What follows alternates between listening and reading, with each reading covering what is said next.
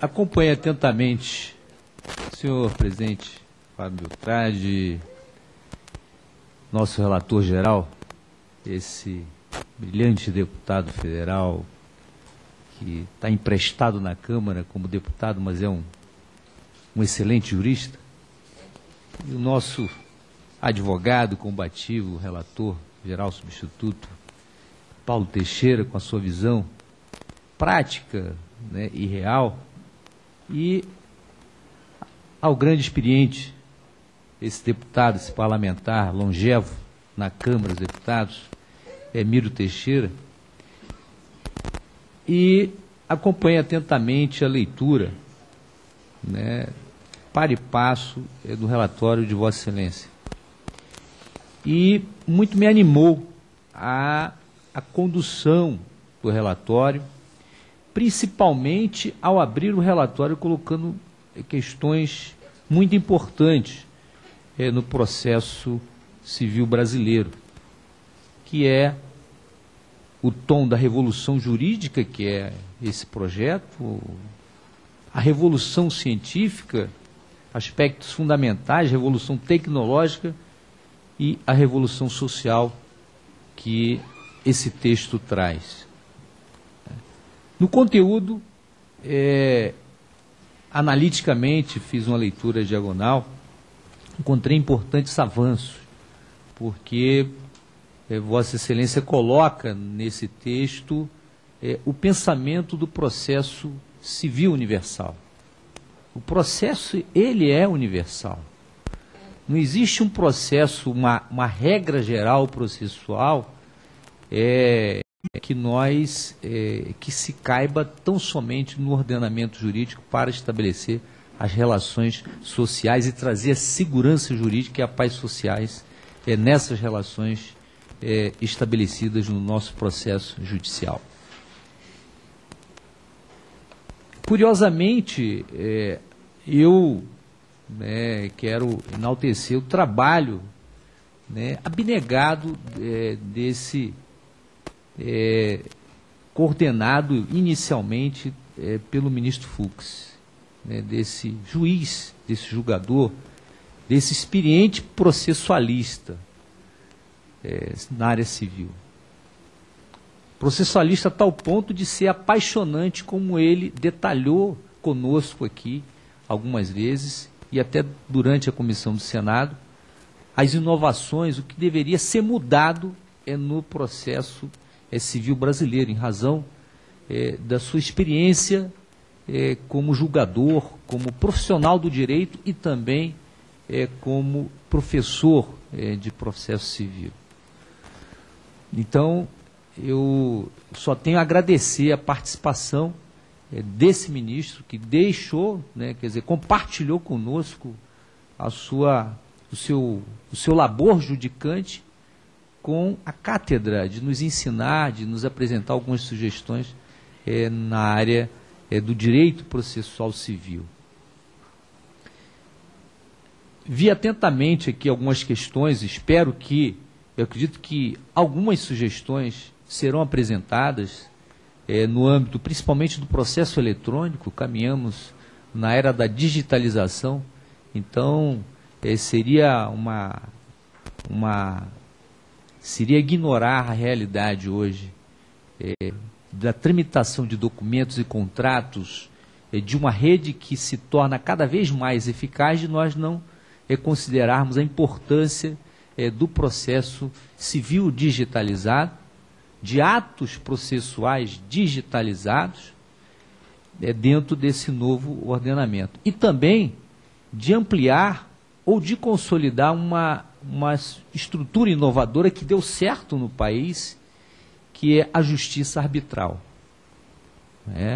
Então nós temos que assegurar de tratar das questões das relações privadas, contratuais ou não contratuais, a serem estabelecidas, a serem levadas nesse juiz arbitral, nesse tribunal arbitral, e ter a segurança jurídica de que essa decisão, esses acordos homologados, não serão mitigados judicialmente, porque senão não cumpriríamos a finalidade do tribunal arbitral.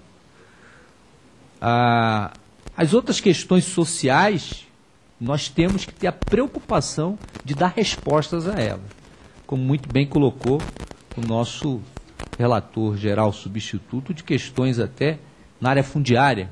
Concretamente, temos vários casos, e se nós formos elencar aqui, o Brasil inteiro, todos os estados brasileiros têm situações semelhantes ao nosso caso Pinheirinhos, lá em São José dos Campos, no estado de São Paulo, que foi um flagelo social muito grande, a partir da própria ação do Estado naquele conflito de terra. Agora, existe uma questão que eu me alinho ao presidente Fábio Tradi, e me relembrou, Fábio, eminente deputado, a minha cátedra de quando estudante de Direito, né, que eu sou estudante da década de 80, e já naquela época, né, já havia esse Código de Processo de 73, que era o Código do Buzaide, como falou bem o Miro e como todos aqui, né? Só sei que naquela época era o que era permitido, foi o que foi nos proporcionado naquele período importante, a tratar da regulação processual, dessas relações entre cidadão e cidadão, cidadão-estado e Estado-cidadão. E foi um projeto inovador para o seu tempo, para a sua época, né? Foi um processo consequente, tanto é que avançamos na segurança jurídica dos negócios estabelecidos em que o processo tratou naquele período e até hoje, até os dias atuais. Então, tem que se fazer alguma coisa. Não podemos, nós estudantes, que ainda somos estudantes, né, não podemos ficar esperando quem vai dar o início nessa partida, né, esperando quem vai, né, estabelecer por um critério ou não. Eu acredito que, notadamente, eu vejo dentro do processo legislativo, dentro da política brasileira, um ranço de vaidade muito grande, que hoje a população descarta essas posições, né? Então nós temos que nos despir disso e falar, né, francamente, projeto do Senado, projeto da Câmara, e reconhecer o valor do trabalho e do conteúdo daquele parlamentar, daquele representante do povo que colocou a sua primeira proposta, a sua primeira iniciativa, reconhecer esse trabalho. Não podemos desconhecer e valorizar o trabalho deste parlamentar, né? Isso é fundamental. Agora, de quê?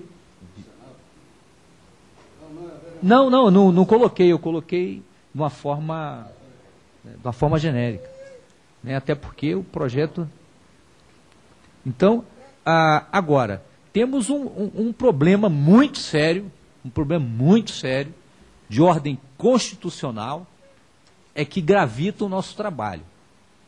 E aí, eu acho que isso nós, desde o primeiro momento, nós debatemos, nós falamos, e nós não tomamos nenhuma proposição de ação para resolver esse problema, que é o problema legislativo, do processo legislativo, né? Eu acho que o país passa por transformações muito grandes. E nós, dentro do Congresso Nacional, temos que dar exemplo. Eu não admito mais de levar a pecha de ser omisso no processo legislativo. Coisa que os ministros do Supremo Tribunal Federal, com muita razão, a todos eles, com muita razão, verbalizam e colocam sua verve de uma forma até muito elegante, quando falam, nós estamos decidindo porque o parlamento não cumpre o seu papel. Então, as principais mudanças sociais que ocorreram nesses últimos 20 anos, se nós colocarmos em termos de trabalho concreto, de resultado prático e mais eficaz e mais rápido, foi o Supremo Tribunal Federal que implementou, né? Então,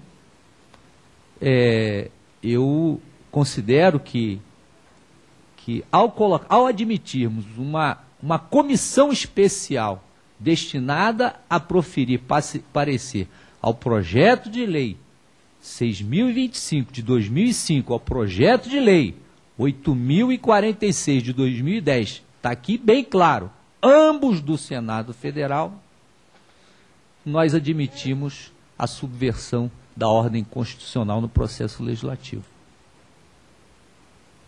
Né? Então, cabe a nós, né, de ter, ao constituir a comissão especial, né, de ter tratado dessa questão, de colocar ambos os projetos como proposta e não como projetos. De nós termos subvencionado o trabalho do projeto legislativo, do nosso projeto de reforma do Código de Processo Civil, originariamente da Câmara, e aceitar os dois trabalhos realizados, muito bem realizados, pelo Senado Federal, muito bem constituído, de uma comissão coordenada pelo ministro Fux, de subsidiarmos desses trabalhos, e não de sermos aqui destinatários a proferir parecer como Câmara Revisora originariamente de projetos propostos no Senado Federal. Então, acredito que o projeto, nenhum projeto codificado ou nenhum projeto de lei, ele completa todos os interesses da população, todos os interesses integrantes desse projeto ou do processo legislativo. Nós não vamos nunca agradar de uma forma, né, que todos saiam felizes e satisfeitos, senão não se chamaria projeto, senão não teríamos processo. Se existe processo, existem interesses a serem compostos. Né? Então, interesses a serem compostos, né, evidentemente nós vamos olhar o melhor projeto, a melhor proposta que se adeque à realidade hoje das relações jurídicas a serem compostas no processo civil brasileiro.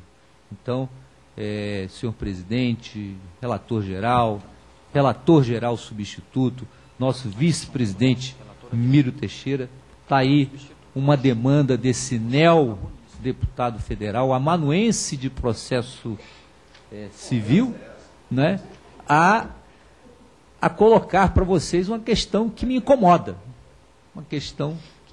profundamente, de estar examinando um projeto que não atendem aos princípios determinados na nossa Constituição da República.